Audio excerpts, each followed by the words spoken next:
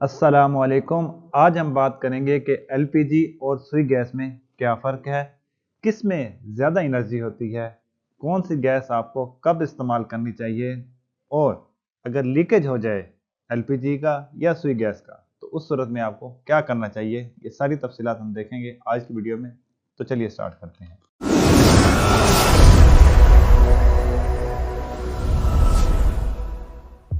सुई गैस बुनियादी तौर पर मीथेन होती है, जिसमें एक कार्बन और 4 हाइड्रोजन एटम्स मिलकर जुड़े होते हैं।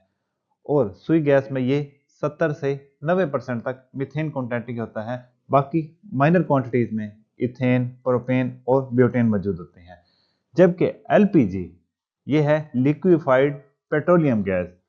ये बुनियादी तौर पर प्रोपेन और ब्यूटेन का कॉम्बिनेशन होता है। इसमें प्रोपेन 40 से 100% और ब्यूटेन 0 से 60% तक होता है। अब ओगरा हर महीने जो नोटिफिकेशन इशू करता है एलपीजी की प्राइसेस का, उसमें प्रोपेन और ब्यूटेन का कंटेंट भी मेंशन होता है। अब 1 फरवरी 2025 से एलपीजी की जो प्राइस का नोटिफिकेशन आया है, उसमें ओगरा ने बताया हुआ है कि ये हमारी लोकल गैस है। इसमें प्रोपेन 40% है और ब्यूटेन 60% है। इसके अलावा इसमें ट्रेसर्स में इथाइलिन, प्रोपाइलिन और ब्यूटाइलिन भी होते हैं। दूसरी बात करते हैं कि ये किस फॉर्म में एग्जिस्ट करती हैं। जो हमारे सुई गैस है, कुएं से निकलने से लेकर ट्रांसमिशन, डिस्ट्रीब्यूशन और आपके चूल्हे तक पहुंचने तक ये थ्रू आउट गैस की हालत में ही रहती है। जबकि एलपीजी लिक्विड की हालत में होती है। डोमेस्टिक सिलेंडर में 10 बार प्रेशर होता है सिलेंडर के अंदर और इसका वॉल्यूम बहुत ज़्यादा सुकड़ जाता है। इसको एक जगह से दूसरी जगह मूव करना आसान हो जाता है। जब आप इसको चूल्हे के लिए इस्तेमाल करते हैं तो आपने सिलेंडर के ऊपर एक रेगुलेटर लगाया होता है। वो इस 10 बार के प्रेशर को कम करके ले आता है 2.75 किलो पास्कल तक। तीसरी बात है जी ट्रांसपोर्टेशन की। अभी जैसे हमने जिक्र किया कि नेचुरल गैस जो है ये हमेशा गैस की हालत में होती है, इसलिए इसको पाइपलाइन की मदद से ट्रांसपोर्ट किया जाता है।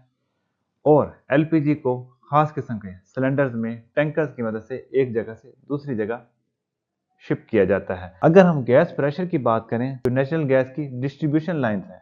ये इस तरह के वाल्व आपको नजर आते होंगे शहरों में मुख्तलिफ जगह पर, या जहाँ पे सुई गैस का दफ्तर होता है वहाँ पे 4 बार तक प्रेशर होता है। लेकिन जब आपके मीटर के नीचे ये जो लगा हुआ है, ये है लो प्रेशर गैस रेगुलेटर है।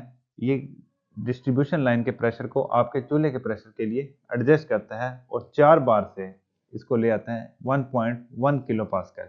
एलपीजी का प्रेशर ज़्यादा होता है, इस वजह से इसके सुराख छोटे रखे जाते हैं ताकि हाई प्रेशर से गैस बाहर आती है और कम गैस बाहर है। इसकी हीटिंग वैल्यू एलपीजी की नेचुरल गैस की निस्बत ज़्यादा होती है। अब अगर थोड़ा लीकेज की बात कर लें तो जो सुई गैस होती है ये हवा से हल्की होती है। तो अगर लीकेज होती है तो ये आपकी किचन के छत के ऊपर जाकर इकट्ठी हो जाएगी। जबकि एलपीजी ये हवा से भारी होती है, ये ज़मीन की सतह के करीब ही इकट्ठी होगी। तो आपने अगर लीकेज हो जाए तो कोई भी बिजली का अप्लायंस इस्तेमाल नहीं करना, पंखा, लाइट कुछ भी नहीं ऑन करना, एग्जॉस्ट फैन नहीं चलाना, कोई माचिस की तीली नहीं जलानी, कोई लाइटर नहीं जलाना। आपने एरिया को वेंटिलेशन करवाते हुए, एरिया को ओपन करते हुए, दरवाजे खिड़कियां खोलते हुए उसको बाहर निकालना है। अगर एप्लीकेशन की बात करें तो जो नेचुरल गैस है ये घरेलू इस्तेमाल में, शहरी इलाकों में, इंडस्ट्री में जहाँ पे पाइपलाइन बिछी हुई है वहाँ पे इस्तेमाल की जा सकती है। जबकि एलपीजी देहातों में, रिमोट एरियाज में जहाँ पे पाइपलाइन अवेलेबल नहीं है, या बहुत ज़्यादा जब आपको टेम्परेचर चाहिए, मिसाल के तौर पर इंडस्ट्रियल एप्लीकेशन में मेटल को आपने कट करना है या वेल्डिंग करनी है, वहाँ पे आप एलपीजी इस्तेमाल कर सकते हैं। अगर कलर की बात करें तो नेचुरल गैस जब जल रही होती है तो इसका कलर होता है ब्लू। अगर आपका प्रेशर कम आ रहा है, बर्नर का डिज़ाइन सही नहीं है या गैस पाइपलाइन की मेंटेनेंस होने वाली है, तो कंबस्टन सही नहीं होगी, तो आपका येलो कलर का फ्लेम बनेगा। येलो फ्लेम का मतलब होता है इनकम्प्लीट कंबस्टन, यानी आपकी जो गैस जल रही है वो पूरी एनर्जी नहीं दे रही।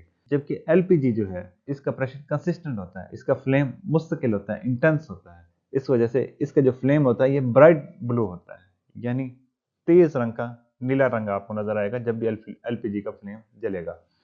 उसके बाद अगर हम फ्लेम टेम्परेचर की बात करें, शोले का जो टेम्परेचर है वो एलपीजी क्योंकि प्रोपेन है, ब्यूटेन है, इसमें कार्बन टू हाइड्रोजन कंटेंट ज़्यादा होता है, इसमें कंबस्शन बेहतरीन होती है, बॉन्ड्स ज़्यादा टूटते हैं, ज़्यादा एनर्जी रिलीज होती है। इस वजह से इसका जो फ्लेम टेम्परेचर होता है वो नेचुरल गैस से, सुई गैस से ज़्यादा होता है।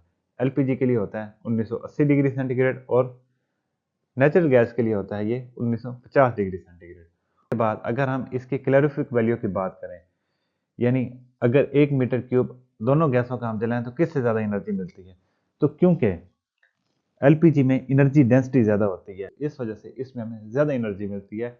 93 मेगा जूल 1 मीटर क्यूब से हमें इतनी एनर्जी मिल जाती है, जबकि नेचुरल गैस का एक यूनिट वॉल्यूम 1 मीटर क्यूब जब जलता है तो हमें 38 मेगा जूल एनर्जी मिलती है।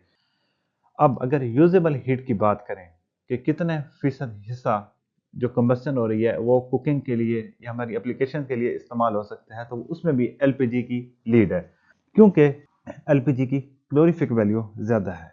ये कंप्लीटली बर्न करते हैं बनिस्बत मीथेन के, क्योंकि जब नेचुरल गैस बर्न होती है तो उसमें बाद वक्त कंबस्शन प्रॉपर नहीं हो पाती, इस वजह से यूजेबल हीट भी उसमें कम मिलती है। आपको जो आपको एलपीजी से यूजेबल हीट मिलती है वो 70 टू 85% है, जबकि नेचुरल गैस से आपको वही 60 टू 70% हीट मिलती है।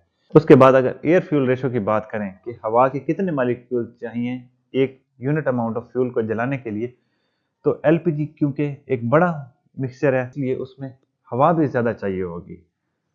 जो गैस के सुराख होते हैं, जो एलपीजी के बर्नर के सुराख हैं वो छोटे छोटे हैं, यानी गैस थोड़ी मिकदार में आती है और हवा ज़्यादा इस्तेमाल होती है। एलपीजी की एयर टू फ्यूल रेशो है 20:1 और नेचुरल गैस की है 10:1।